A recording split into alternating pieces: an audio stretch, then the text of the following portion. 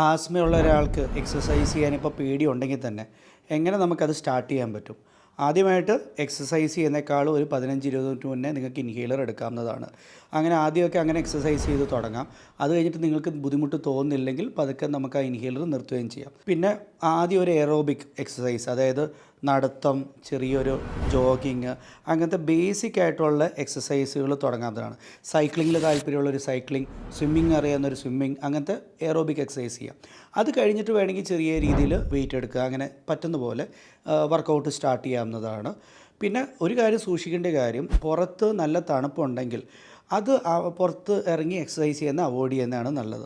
എന്ന് വെച്ചാൽ തണുത്ത കാറ്റടിക്കുമ്പോൾ പൊതുവേ ആസ്മ ഉള്ളവരിൽ അത് ട്രിഗർ ചെയ്യാൻ ചാൻസ് ഉണ്ട്, അതായത് ആസ്മ കൂട്ടാൻ സാധ്യതയുണ്ട്. രണ്ടാമത്തെ കാര്യം, നിങ്ങളുടെ ഏരിയയിൽ നല്ല പൊല്യൂഷൻ ഉണ്ടെങ്കിൽ ഔട്ട്ഡോർ എക്സസൈസ് ആ സമയത്ത് അവോയ്ഡ് ചെയ്യുന്നത് തന്നെയാണ് നല്ലത്. അപ്പോൾ ഈ എല്ലാ കരുതലോടെ നിങ്ങൾക്ക് മുന്നോട്ട് എക്സസൈസ് ചെയ്ത് പോവുകയാണെങ്കിൽ ആസ്മ ഉള്ളവരിൽ മുന്നോട്ട് പോകുമ്പോൾ വളരെയധികം ബെനിഫിറ്റ് ഉണ്ടാവും.